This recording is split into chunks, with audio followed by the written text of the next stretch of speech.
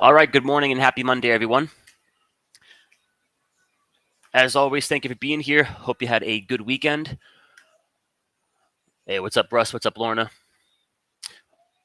All right, guys, good news, or potentially good news. As of this morning, we have a brand new daily squeeze here in the S&P futures. Just so happens to be a daily squeeze with a daily sell signal, which in most markets would point towards a flush back down towards, we'll call it 4,400. But the beauty of the squeeze is, 70, 80% of the time, the market's kind of doing what it's been doing for the last week or so, which is a whole lot of nothing. We go up a little bit, we go down a little bit, and we're chopping. Where you get those big, concentrated, explosive moves is when you actually have a squeeze.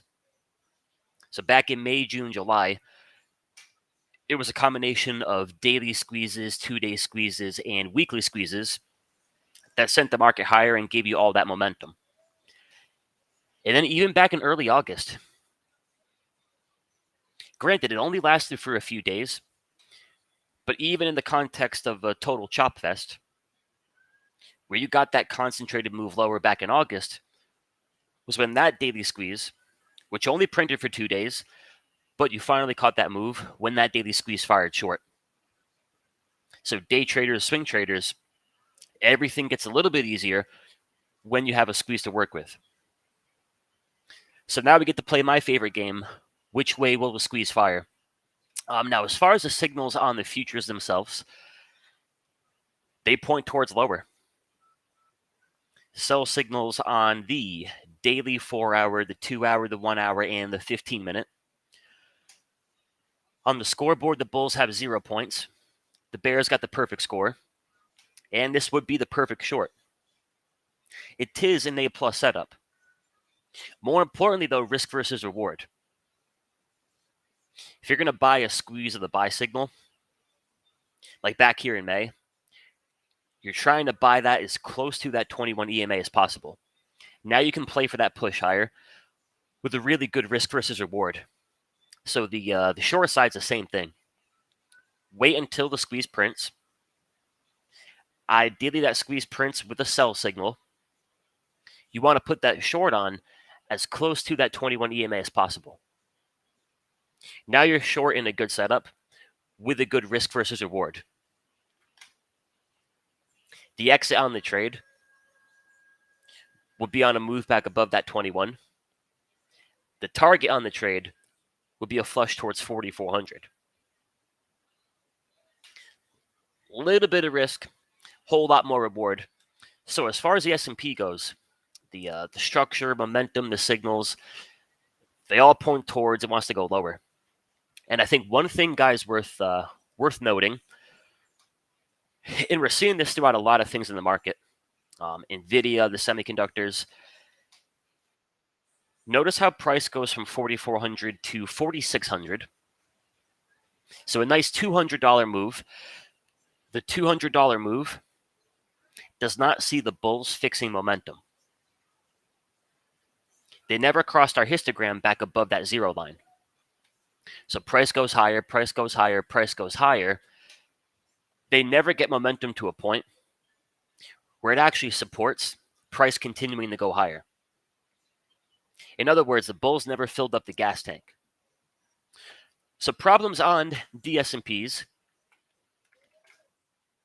and we've been seeing the problems here on the RSP. The RSP being the equal weighted index. The RSP is the perfect short. Doesn't mean the short works, but probabilities wise in that daily squeeze, it's currently setting up for a flush. If this takes out the daily 100, there's not too much here to save it. So the RSP looks like crap. The S&Ps have got their problems. And then you have the strength in the dollar.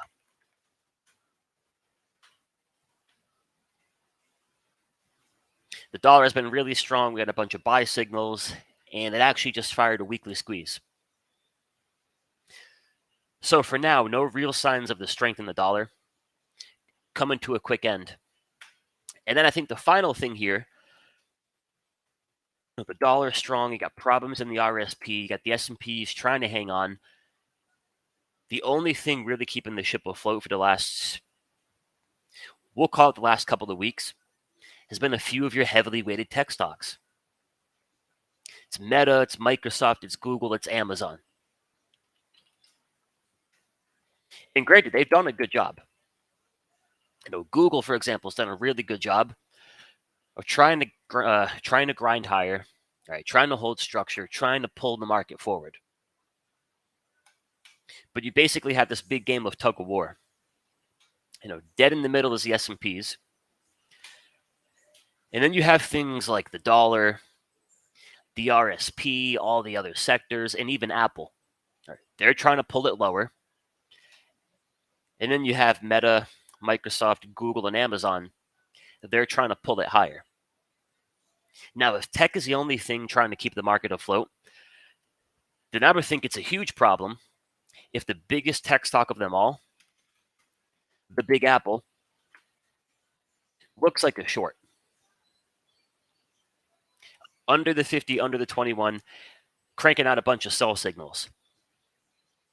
So just take those two things. Take the sell signals in Apple, and then take your buy signals in the dollar. Just those two things, at least for me, they make it tough to think the market can trend higher.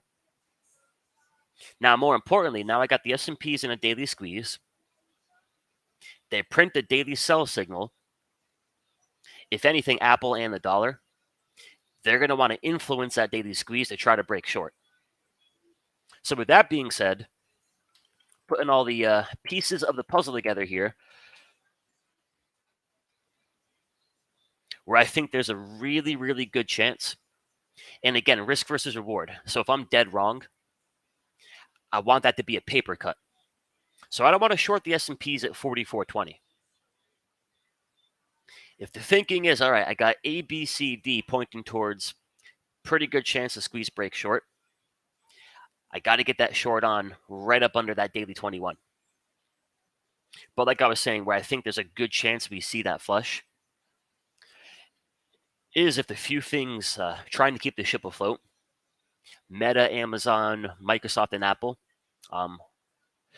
Google, Microsoft, Meta, Amazon, if they begin to break down, then at that point, there's really no reason for the market to hold up. So if we jump over to the QQQ,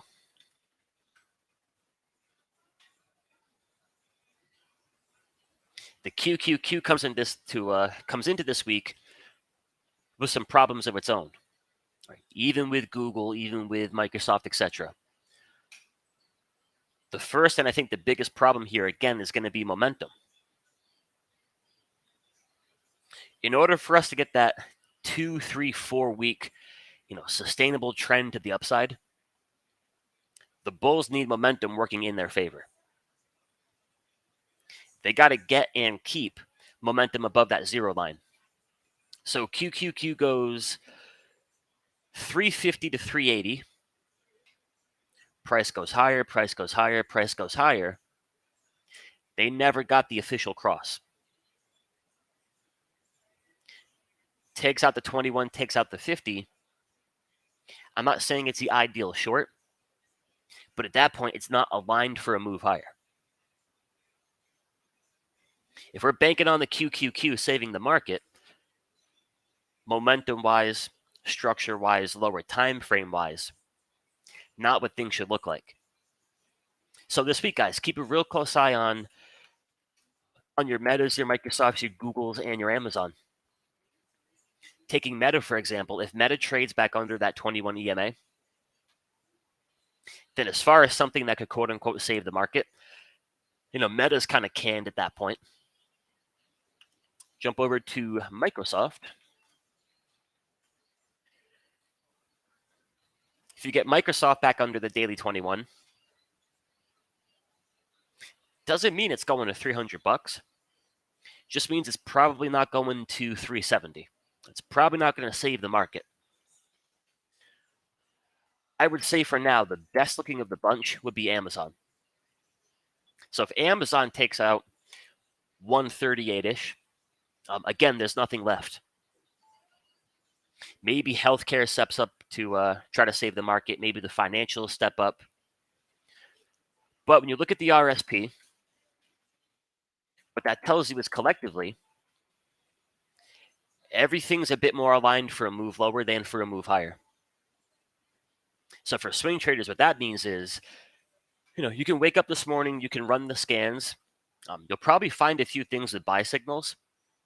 If the S&Ps go lower, they're not going to work. Got to keep that in mind. And then for those of y'all in my mastery, the only trade we have open today is ADI.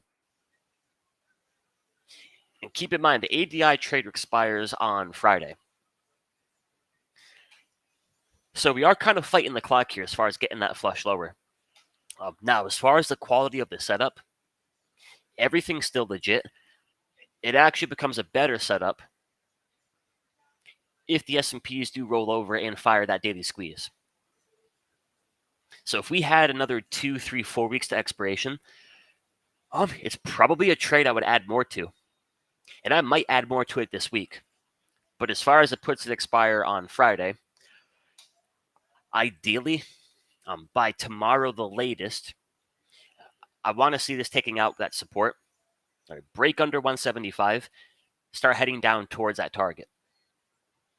If we can get that in the Monday, Tuesday window, it should be a nice profit. Otherwise, we are fighting the clock. But all right, guys, that's what I got for you. Swing trading is no fun in the box. You get a squeeze, you get a sell signal. As long as that's the case, there's a growing probability things are gearing up here for a move potentially outside of that box. If anything, the only thing we need for a few great shorts would just be a move back down towards that bottom end of the range. 4,400. But all right, y'all, any questions, any charts you want to take a look at, throw them on over. And then we'll see what this week has got in store. I think I'm still tired from watching the Colorado game. I don't think I've ever stayed up that late for college football. So SMP, the NQ, does not yet have that combo. Now, I can tell you that if we go a little bit lower, we will get a daily sell signal. So we're kind of like right on the verge of that. What we don't have is a daily squeeze. It's always a little bit juicier when you have that daily squeeze. But I would imagine the sell signal probably prints sometime soon here. Hey, good morning, Art. Art is watching some Tractor Supply, which I think sets up for a really good short. Sell signals on the weekly chart through the 15-minute. Squeezes with sell signals on the weekly through the daily. But Art, like we've talked about in the mastery, that reminds me a lot of our McDonald's trade. Just like Tractor Supply, McDonald's was an A+ short. The squeeze, the sell signal. We got short McDonald's. We didn't finally catch the flush towards our target until the S&Ps broke down. What did it take for the S&Ps to break down? Took a daily squeeze to print, and then fired to the downside. The S&Ps have hit compression. They're building up energy. The squeeze fires. Now they're releasing energy. That release of energy to the downside gives setups like McDonald's and now setups like Tractor Supply the thumbs up to go and fire short. Had the S&Ps turned the corner and fired that squeeze to the upside, I think about a 2% chance McDonald's broke lower. So now I think we got the combo. Or potentially we have the combo. The S&Ps in a squeeze, gearing up for a flush lower. If you get that flush lower, what that should do is take anything that looks like Tractor Supply down towards their target. On its own right, Tractor Supply wants to go lower. Now, if the market gives it the blessing to do that, then you've got the timing. Bob, so as far as Meta goes,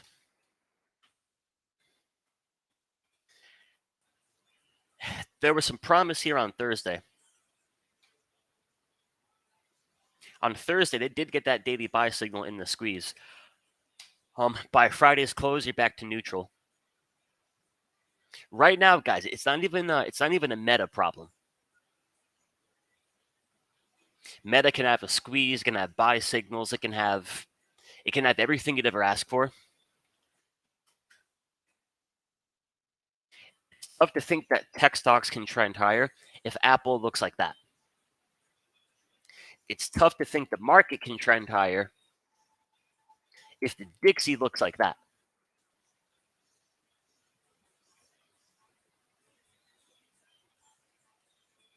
Meta might be the perfect setup to get long. These two problems alone, strength in the dollar, weakness in Apple, they make Meta a lower probability trade. Now, if the dollar was in a downtrend, the S&Ps had a squeeze and a buy signal, now Meta becomes a really good trade. Right there's good setups and then there's good trades. Not every good setup offers a good trade. To me, a good trade is I've got a good setup. The market is setting up in the same fashion, and the sector is setting up in the same fashion. All three things come together. Now I've got a really high probability trade. And that's what's made the swing trading really tough as of late. Savvy traders got XLE.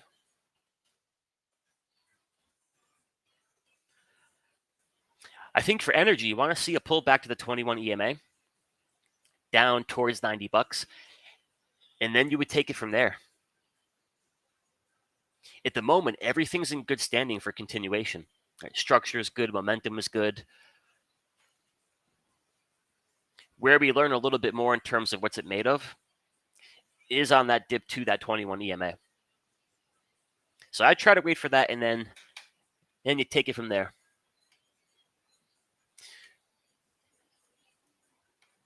RK, can I identify a potential intraday rally with my system?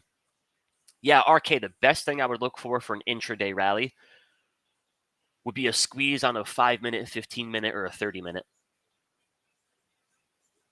So, for example, imagine you woke up this morning, and here's the S&P and the QQQ. You may have got 5-minute squeezes with buy signals, 15-minute, 30-minute. What I would then look for would be strong internals. I've got a 15-minute squeeze in the S&Ps of a buy signal. The ticks are very strong. Volatility is pulling back. The advanced decline is strong. Those few things come together. Then that squeeze can fire long, and that can give you your intraday rally. A good example from last week would have been Google. Now, granted, it was Google, not the market. But Google had the 15-minute squeeze with a 15-minute buy signal. The internals were strong. The S&Ps and the Qs had lower time frame buy signals. So a good example of on an intraday basis, everything came together for what might be a short-lived push higher. If we're day trading, that's kind of all we need. 30, 40 minutes, that'll do the trick. That'll do the trick.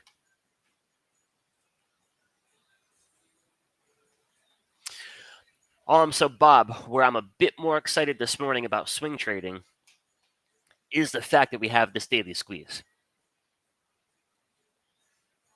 Of all the concepts we could try to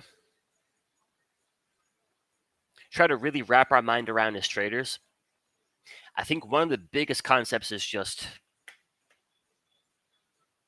pretty much the whole concept the squeeze is built around. 70, 80% of the time, there's just no edge. We're not trending higher, we're not trending lower, we're floating. When you get that squeeze, it says, hey, pay attention. If that squeeze prints on your daily chart, the S&P say, hey, I might be gearing up for a 3, 4, 5, 10-day flush, which will make my swing trading 1,000 times easier. So where I'm way more inclined, and I'm getting better at this. I'm definitely getting better at it, and I want to continue to get better at it. But where I'm a lot more inclined to say, hey, forget swing trading, let me day trade, is when we're trapped in a box, but there's no squeeze. All right, there's chop, and then there's compression. From compression, we tend to get the best moves possible. Chop, on the other hand, is just, it's kind of useless. Doesn't do us too much good as a swing trader. We're going up, we're going down, we're going up, we're going down. So point being, now that we have a daily squeeze, I'm definitely going to focus a bit more on swing trades. With that being said, though, if we have a daily squeeze in the S&Ps, imagine how much easier your day trading can get for a few days if the squeeze breaks short. Like take that 4-day period back here. When that squeeze fired short, imagine for that 2, 3, 4-day period, you're getting short in your 5-minute, 15-minute, 30-minute squeezes. You're taking the trade off a lower time frame. You might be taking the trade on an intraday basis, but you're doing that with the wind at your back. So a 15-minute squeeze for a short is so much freaking easier when the S&Ps are doing something like that. Probabilities-wise, most 15-minute squeezes will fire short if the S&Ps are going like that. It becomes just so much more of a coin flip when we're caught in that box. So my thinking's always been the beauty of a daily squeeze is that for swing traders, day traders, scalpers, the whole game gets a little bit easier for all of us. When we can look at a chart and say, hey, until this changes, there's now this growing probability that the market wants to head down towards 4,400. Whether I day trade it, scalp it, swing trade it, there might be a 2, 3, 4, 5-day window here. I got some wind at my back. Something we really haven't had for 2 or 3 weeks. So for that, I am mighty excited, but we'll be disciplined. And then keep in mind, we do have the Fed on Wednesday. So I'm gonna trade the chart in front of me, but it's a little tough to think the market either explodes higher or just gets creamed until we get through the Fed, which actually might be to our benefit. If we can get into Wednesday and we're still kind of stuck in this box here, at that point, it'll be a 3-day squeeze. You'll have gone through Monday, Tuesday, and then Wednesday through that compression phase. Just gives that daily squeeze a little bit more meat on them bones. But all right, my friends, I'll let you go here. I got to run down the road real quick before the open. Mastery members, as mentioned, we'll be patient here until we get through the Fed. But what I would like to see is by tomorrow, the latest, ADI takes out 175, and we're cruising towards 173, 172. Alrighty. So, guys and gals, thank you for your time this morning. Appreciate y'all showing up bright and early. Let me see. I'll be back in here in the Essentials room on Wednesday morning. And then for those of y'all in the Mastery, I'll be live on Wednesday, Thursday, and Friday at 10:30 a.m. Central. But all right, y'all, let's make it a good week. Let's all get a little bit better, and I'll talk to you soon. Adios.